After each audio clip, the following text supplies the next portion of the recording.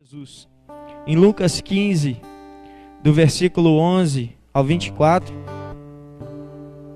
diz que Jesus já estava num diálogo, e continuou. Um homem tinha 2 filhos. O mais novo disse a seu pai: Pai, quero a minha herança, a minha parte na herança. Assim ele repartiu sua propriedade entre eles. No 13 diz: Não muito tempo depois, o filho mais novo reuniu tudo que tinha e foi para uma região distante e lá desperdiçou os seus bens vivendo irresponsavelmente. Depois de ter gasto tudo, houve uma grande fome em toda aquela região, e ele começou a passar necessidade. O 15 vai dizer que por isso foi empregar-se com um dos cidadãos daquela região, que o mandou para o seu campo a fim de cuidar de porcos. Ele desejava encher o estômago com as vagens de alfarrobeira que os porcos comiam, mas ninguém lhe dava nada. Caindo em si, ele disse: Quantos empregados de meu pai têm comida de sobra, e eu aqui morrendo de fome? Eu me porei a caminho e voltarei para meu pai. E lhe direi: Pai, pequei contra o céu e contra meu pai, e contra ti. Não sou mais digno de ser chamado seu filho. Trata-me como um dos seus empregados. E a seguir levantou e foi para seu pai. Estando ainda longe, seu pai o viu e, cheio de compaixão, correu para seu filho e abraçou e beijou e disse...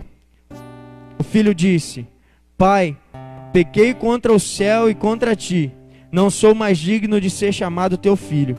Mas o pai disse a seus servos: Depressa, tragam a melhor roupa e vistam nele. Coloquem um anel em seu dedo e calçado em seus pés. Tragam um novilho gordo e matem-no.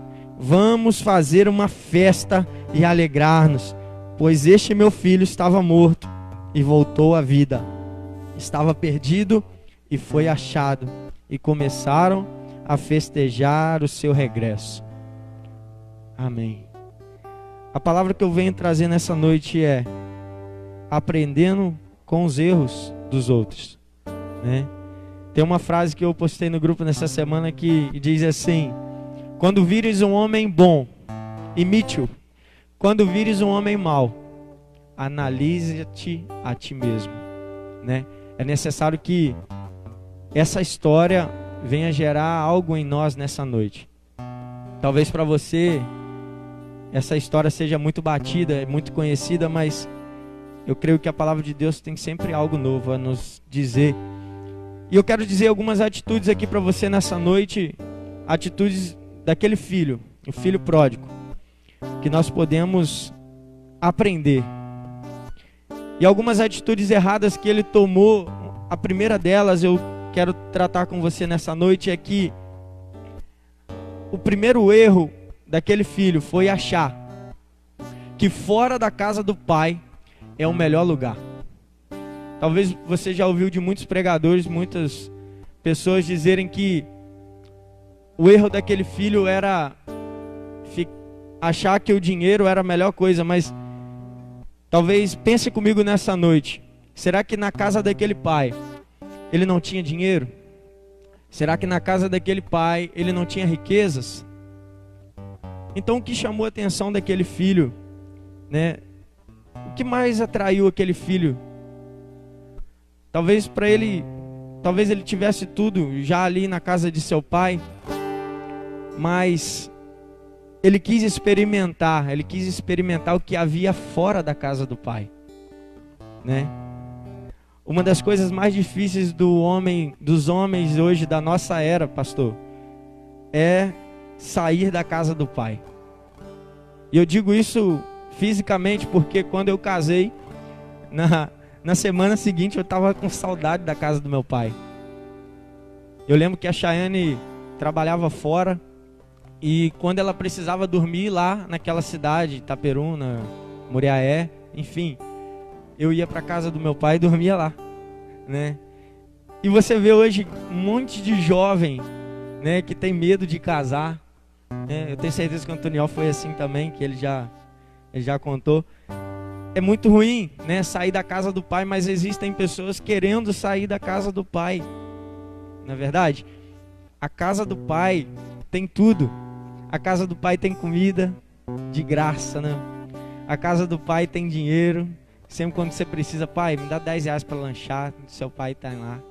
Toma, filho. A casa do pai tem tudo.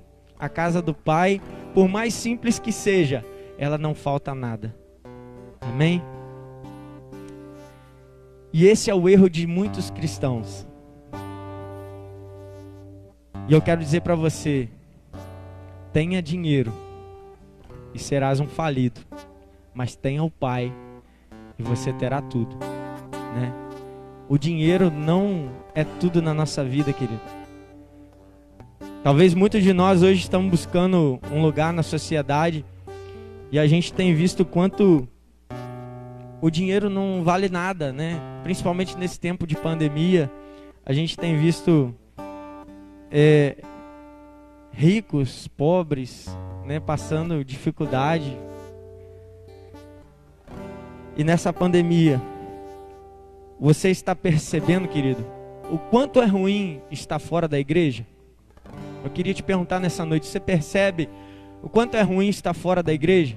Eu já estive conversando com algumas pessoas e algumas falaram assim, nossa, que saudade de estar ali na igreja, de abraçar, de estar ali com os irmãos.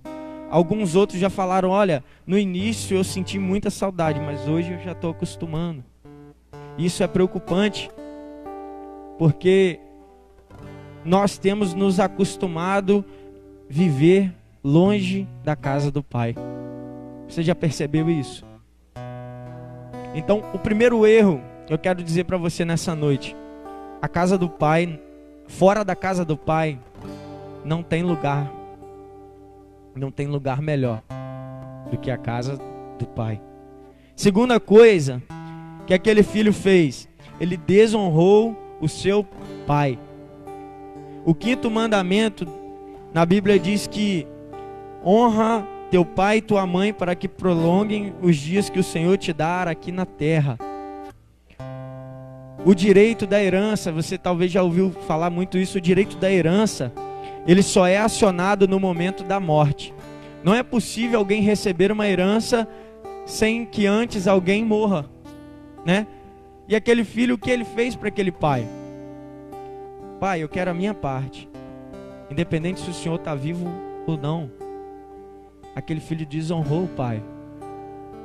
Eu quero te perguntar nessa noite, Deus ainda vive para você? Ou você só quer a herança dele? Deus ainda é vivo para você? Ou você só quer as bênçãos dele? Muitos de nós não temos sido diferente daquele filho. Temos querido as bênçãos do Senhor, mas temos deixado o Senhor, nosso Pai, de lado. Como você tem tratado Deus? Como você tem tratado o Senhor? O terceiro erro daquele jovem eram as suas prioridades. Qual tem sido a sua? Qual tem sido a sua prioridade? Em Lucas 15, no 12, no versículo 12, vamos lá rapidinho, se você está com a sua Bíblia, acompanhe. O mais novo disse a seu pai, pai, quero a minha parte na herança.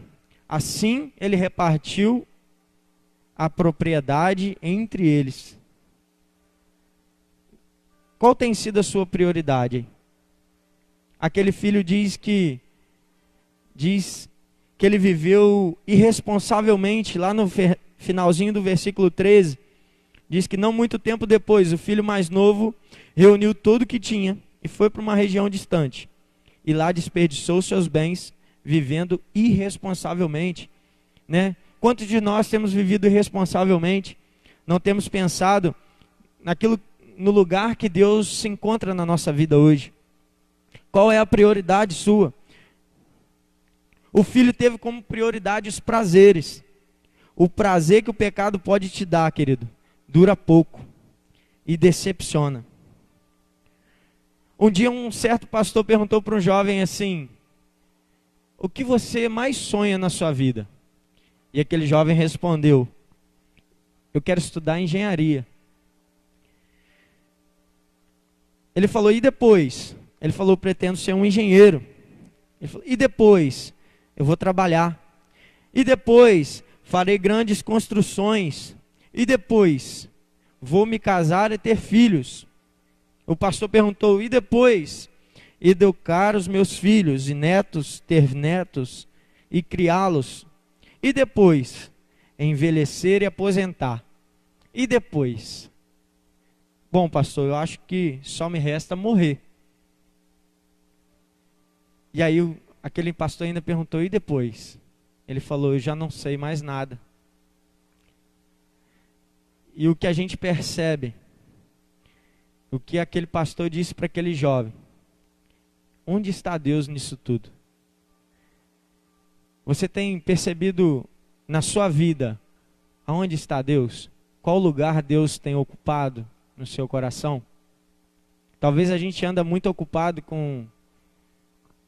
preocupado com o que vamos comer, com o que vamos vestir.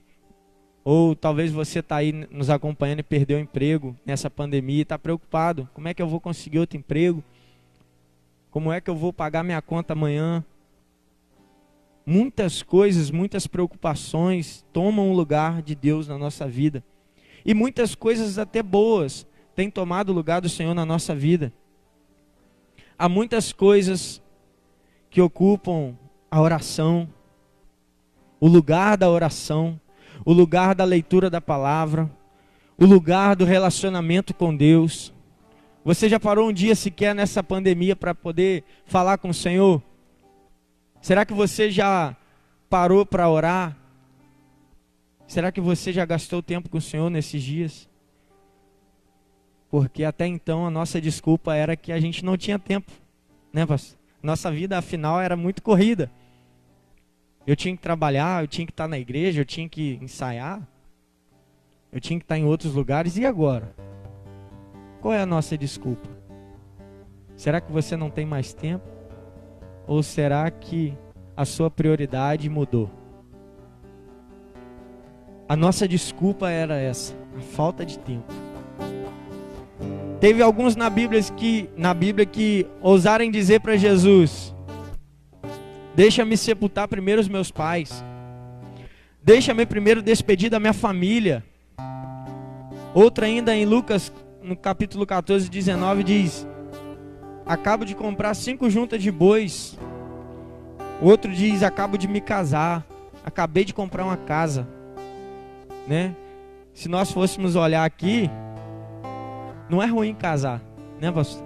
Não é ruim comprar uma casa. Não é ruim comprar um carro. Muitos de nós talvez diríamos: nossa, que bênção, né? É uma bênção. Eu nunca vi alguém dizer assim: comprei uma casa, nossa, né? A gente fala: nossa, comprei uma casa, que bênção. Comprei uma propriedade. E Jesus estava chamando: vem, me segue. Talvez esses motivos, essas desculpas sejam até plausíveis para nós, mas elas ainda ocupam o lugar de Deus, né? Ela ainda ocupa o lugar de Deus. Qualquer um diria, né? Que bênção. Afinal, são coisas boas, mas ocupam o lugar de Deus. O quarto erro daquele jovem foi desperdiçar, a ponto de desejar comer aquela comida dos porcos. Você já se imaginou a pensar? Outro dia, quando a gente tem um costume de gastar muito, a gente depois vem aquele pensamento: nossa, pra que eu gastei nisso tudo? Pra que eu lanchei? Podia ter diminuído um pouquinho, né? Esse mês acho que vai apertar. Mas aquele jovem não quis saber, não quis saber o dia de amanhã. Ele falou: eu vou comer, né? Eu vou gastar, enfim. A falta de preparo daquele jovem fez com que ele desperdiçasse tudo aquilo. Hoje, nesse tempo principalmente, né? Minha esposa estava parada esses dias, parou de trabalhar, então já secou uma fonte. Eu ainda estou lá, graças a Deus, em Muriaé, tenho aqui em Miracema. Mas a gente sempre fica preocupado, né? Vai diminuir, o que será da minha vida? E a gente logo segura. Aquele jovem não quis saber, ele desperdiçou. E eu acho engraçado porque eu trabalho também com a loja e eu vejo que a venda de celular não diminuiu. O tempo tem sido difícil e muitas pessoas... E conversando com algumas outras pessoas outro dia, eu vejo que a gente tem muitas vezes desperdiçado, né? Tem gente precisando, recebendo o auxílio, né? O tal do auxílio emergencial, e ainda assim ele gasta. Ele gasta com o celular, ele gasta com a compra, ele esquece que existe amanhã, ele não sabe, né, se vai precisar desse dinheiro amanhã. Enfim, nós não temos sido muito diferentes daquele jovem, né? O nosso tempo tem sido esse. Querido, eu quero te dizer nessa noite que o nosso tempo todo de cristão não nos manterá vivos espiritualmente se não continuarmos a buscar em Deus. Ele é a nossa fonte, Ele é que nos dá o que nós temos. Se você parar de trabalhar hoje, o seu salário no mês que vem não vem.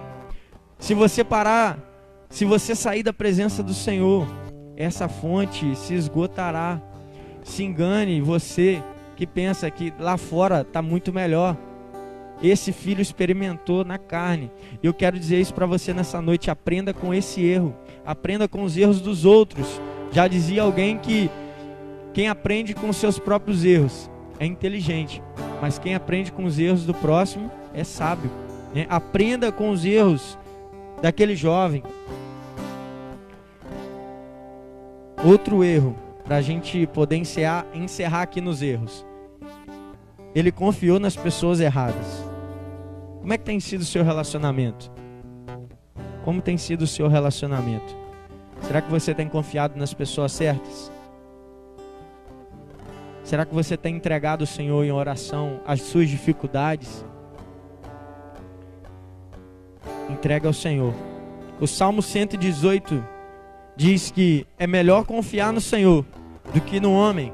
É melhor confiar no Senhor do que nos príncipes. É melhor confiar no Senhor.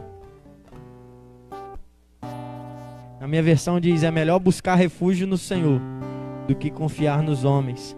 É melhor buscar refúgio no Senhor do que confiar em príncipes. Querido, não há refúgio melhor, não há solução melhor.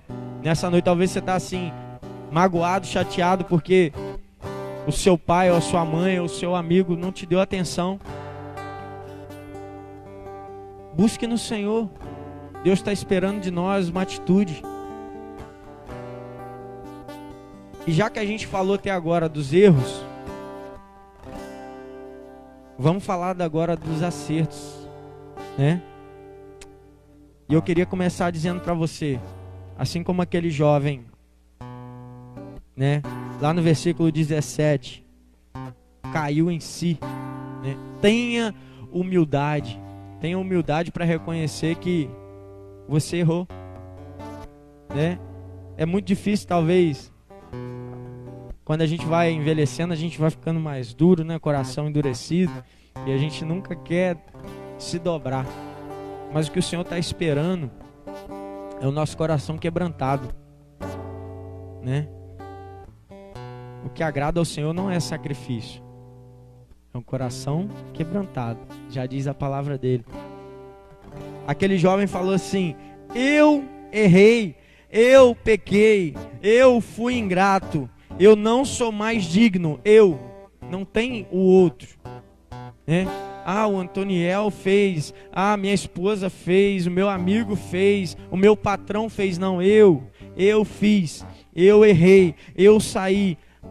A atitude que ele tomou, o responsável por essas atitudes era somente ele. O responsável pelas atitudes que você toma hoje é somente você. Tem muita gente colocando a culpa no diabo, tem muita gente colocando a culpa no outro, mas o culpado é você mesmo. Eu errei. Mateus 5:3 diz assim: bem-aventurados são os os humildes de espírito, porque deles é o reino de Deus, é o reino dos céus. Amém? O orgulho derruba, querido, mas a humildade levanta. O orgulho destrói, mas a humildade constrói. O orgulho nos rouba a felicidade desta vida e nos rouba a vida eterna. Enquanto estava estudando isso, eu pensava que o maior erro nosso não é pecar, não é simplesmente pecar, mas é não aceitar o perdão de Deus sobre as nossas vidas. E quando a gente peca e a gente pensa que não é mais digno de estar na presença do Senhor, não é mais digno de estar na casa do Pai, a gente diz exatamente isso para Deus. Eu não sou digno desse perdão. Esse perdão não valeu para mim. Mas Deus está dizendo para você que está aí nessa noite: eu te perdoei, eu te amo e eu te quero de volta. Assim como aquele pai fez com aquele filho, ele amou, ele não perguntou o que aconteceu, ele amou. E Deus te ama nessa noite e Ele continua te amando e Ele vai te amar. É necessário que a gente reconheça, querido. A gente precisa reconhecer.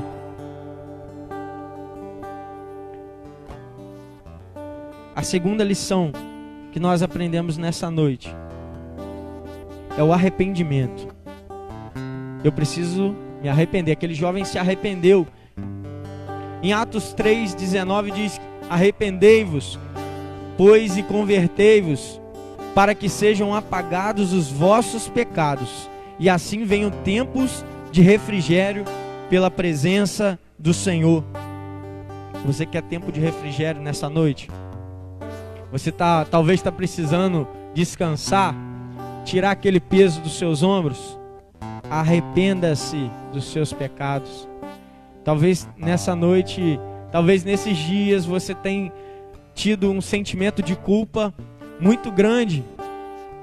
Mas eu te digo nessa noite: se arrependa, querido. Se arrependa dos seus pecados, para que venham tempos de refrigérios do Senhor para a sua vida. Tira esse peso, muda de direção. O maior erro da nossa geração não tem sido o pecado, mas rejeitar o sacrifício, que é o perdão dos nossos pecados. Quando você não se arrepende, você nega, você trai, você rejeita o amor do Pai. Aquele jovem não pensou duas vezes: eu errei, mas eu sei que eu tenho um Pai que me ama, e é para lá que eu vou voltar. Eu queria que você pensasse isso nessa noite. Leandro, estou tanto tempo fora da igreja que eu já nem sei mais como é, que eu já nem consigo sentir mais esse amor de Deus sobre a minha vida.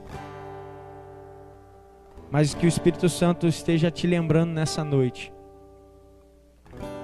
que há um tempo de refrigério para você.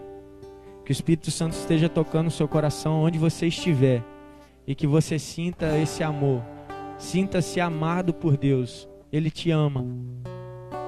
Ele te ama. E terceiro, por último, confiar no amor do Pai. Ele confiava. Eu posso te dizer nessa noite com toda a propriedade que ninguém podia convencê-lo de que aquele pai não o amava. Ninguém podia chegar para aquele filho e falar: olha, não volta não, que seu pai não te ama, seu pai não te quer. Assim eu te digo nessa noite: volta porque o seu pai te ama. Volta porque o seu pai te ama. Você já sabe disso. Você já sabe disso. Não deixe nada convencer você. Não deixe. Aquele jovem confiava e por isso voltou. Se você perceber que está faltando algo na sua vida, você já sabe. Está faltando a presença do Pai. Não está faltando dinheiro, não está faltando comida, está faltando a presença do Pai. É necessário que a gente volte para Deus. E para encerrar, nessa noite, né, tem uma palavra que diz: buscar-me-eis e me achareis, quando me buscardes de todo o vosso coração. Essa palavra eu li uma ilustração que o pastor disse, que quando ele foi reconciliar um casal estava brigando, o casal já há um bom tempo de matrimônio, estava brigando por uma coisa tão boba que aquele casal foi ao supermercado, e quando a mulher voltou do supermercado chateada com o marido, e o marido falou: eu vou procurar o pastor e vou me divorciar logo de uma vez. E aí o pastor perguntou: por que você quer se divorciar? Ele falou: porque essa mulher é louca. Essa mulher é louca. Ela falou que eu fui tentar agradar ela. Falei: eu vou no mercado com ela. Eu vou no supermercado com ela. Falei: eu nunca, em 20 anos de matrimônio, nunca fui ao supermercado. E para tentar agradá-la, fui com ela. Chegou lá, no final, ela me disse: não precisa de ir mais. E a mulher, branda, falou: pastor, eu não quero que ele vá mais. E aquele homem enfurecido falou: tá vendo? Ela é louca. Porque ela sempre quis que eu fosse, hoje eu fui e ela não quer que eu vá mais. E ela falou: pastor, eu não quero que ele vá, eu quero que ele queira ir. Você entendeu nessa noite? Deus não quer que você esteja na presença dele. Deus quer que você queira estar na presença dele. Não é uma obrigação. É espontâneo. Precisa partir de você e de mim. Eu quero voltar.